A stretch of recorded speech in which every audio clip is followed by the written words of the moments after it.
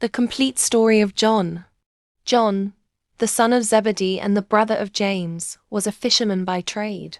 He lived near the Sea of Galilee and worked with his father and brother, casting nets and hauling in fish. But John's life was destined for something far greater.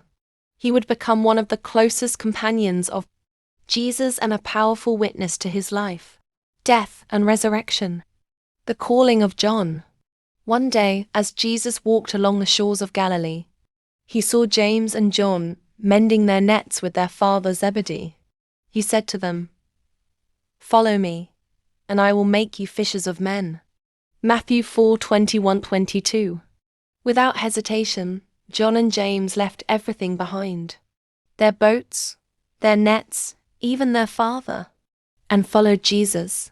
This moment marked the beginning of John's journey, from a simple fisherman to an apostle, prophet, and beloved disciple, part of the inner circle.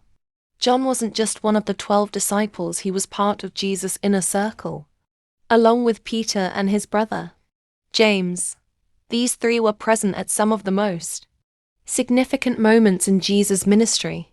When Jesus raised Jairus' daughter from the dead, John was there, Mark 5:37. When Jesus was transfigured on the mountain and shone like the sun, John witnessed his glory, Matthew 17:1-9. When Jesus prayed in agony in the Garden of Gethsemane, John was among those invited to stay nearby and watch, Mark 14:33. John was also described as the disciple whom Jesus loved, John 13:23, showing the deep personal bond between him and Jesus. At the Last Supper. During the Last Supper, John sat close to Jesus. When Jesus revealed that one of the disciples would betray him, it was John who leaned on Jesus' chest and asked, "Lord, who is it?" John 13:25. This moment shows how much trust and closeness existed between the two. At the foot of the cross. When Jesus was crucified, most of his disciples fled in fear. But John stayed. He stood at the foot of the cross with Mary, the mother of Jesus. In one of his final acts of love, Jesus looked down and said to Mary, "Woman, behold your son." And to John, "Behold your mother." From that moment, John took Mary into his home and cared for her. John 19:26-27. It was a sacred responsibility, showing Jesus' trust in John even in his dying moments.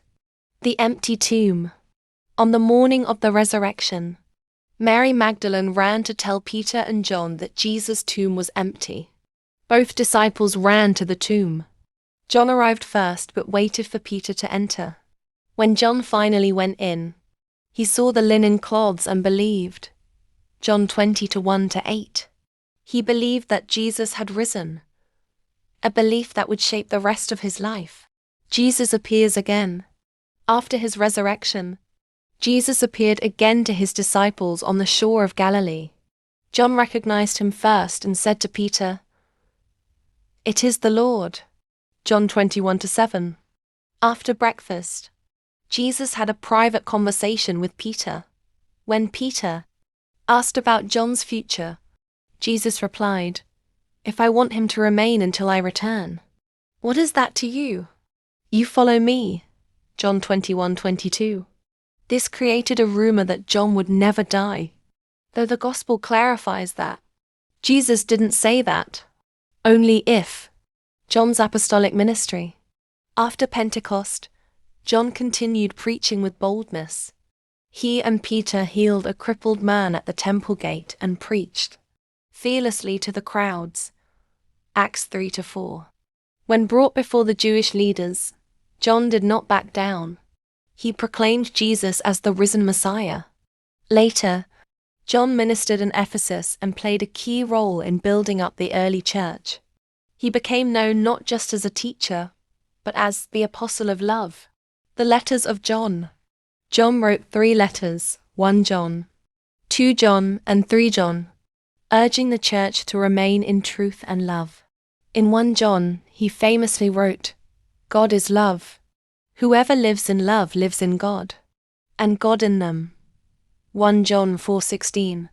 He warned against false teachers and encouraged believers to walk in the light and not in darkness. His words were not abstract theology. They were born out of personal experience. He had seen, touched, and heard Jesus.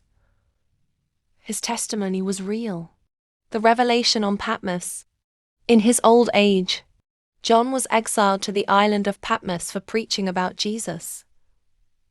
There, he received one of the most powerful visions in all of Scripture, the Revelation. Revelation 1-9. He saw the risen Christ, shining like the sun, with eyes like fire and a voice like rushing waters. Jesus told him to write letters to the 7 churches and revealed visions of heaven, judgment, the final battle between good and evil, and the creation of a new heaven and new earth, final years and legacy. Church tradition says John lived a long life, possibly into his 90s, and was the only one of the original 12 apostles not to die a martyr's death. He spent his final years in Ephesus, continuing to teach about Jesus and writing down his gospel. His gospel, the Gospel of John, is distinct in style and substance. It begins with the majestic words, "In the beginning was the Word, and the Word was with God, and the Word was God. And the Word became flesh and dwelt among us." John 1:1-14.